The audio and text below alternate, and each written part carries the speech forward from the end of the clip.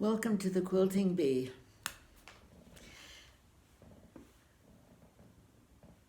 So many have been asking about India. Why have I gone there so many times? And what's the story on India? Well,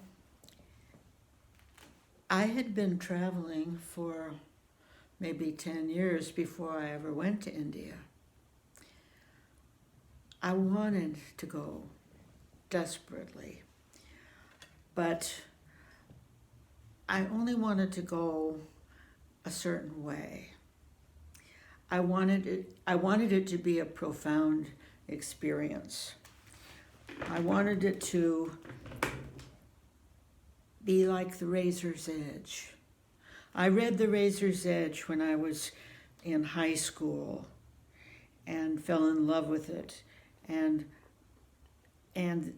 from then on, that was the one country I wanted to go to. But I wanted to have an experience like The Razor's Edge. I did not want to go on a tour.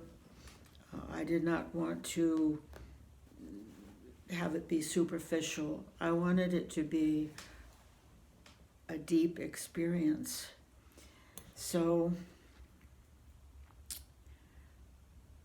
that it finally happened. See, with most of my trips, I found out from the very beginning, I knew, I guess, that there had to be something besides just my desire. Something had to reach out.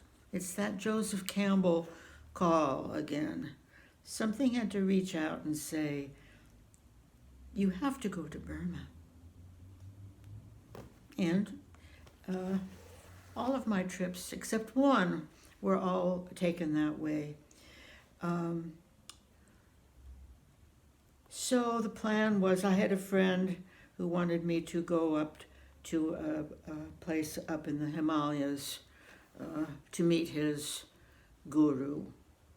So then there was a lot of people trying to put that together for me to do.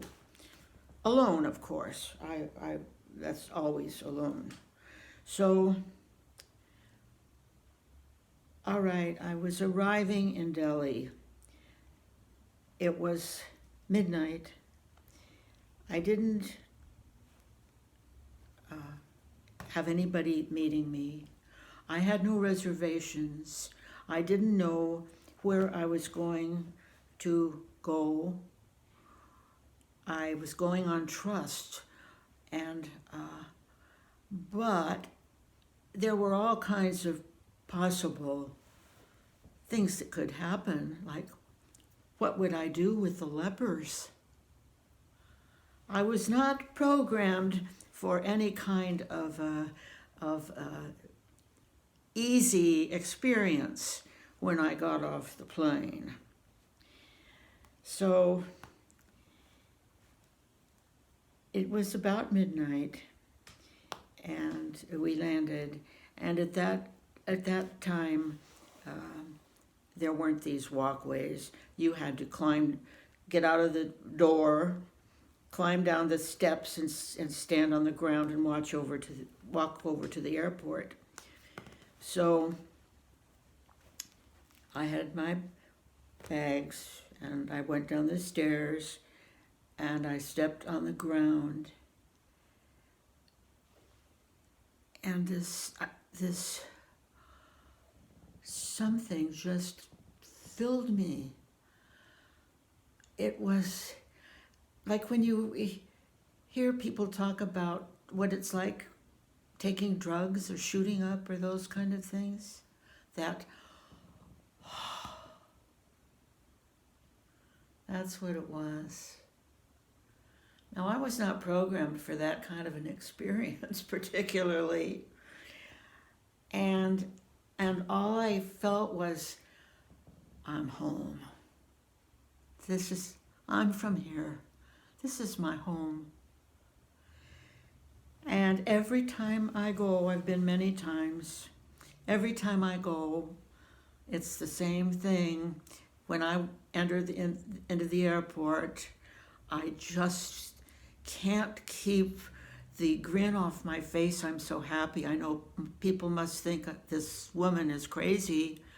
I'm just in this state of being reunited with what? With something. I mean, it's not explainable like most of the great moments in life. So I've gone back many times, and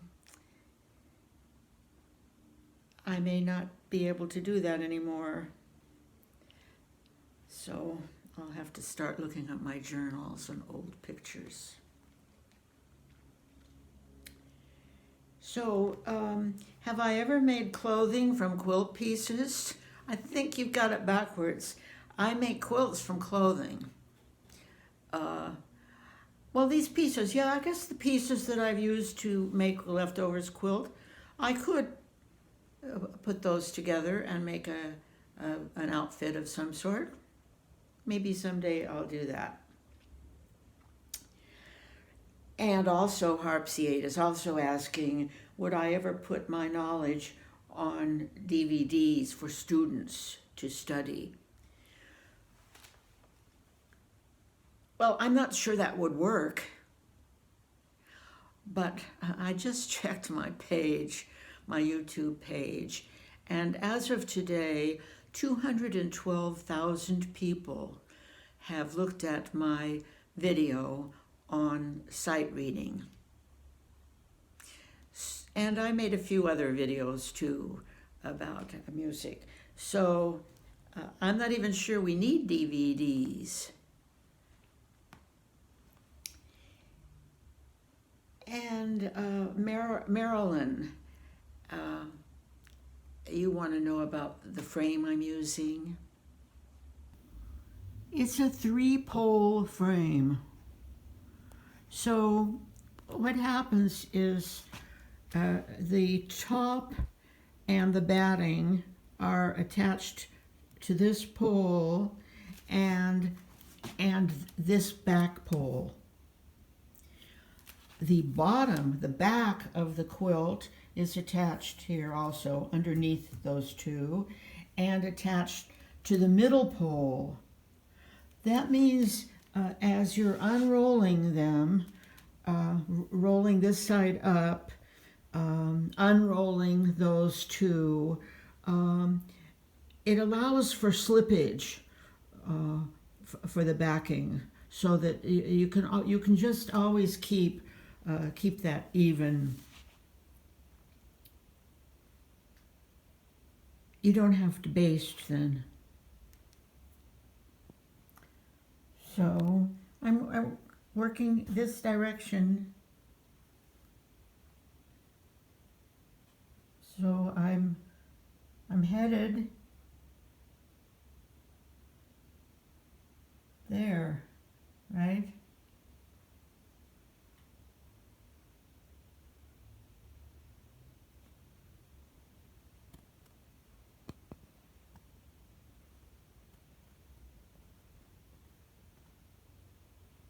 Ciao.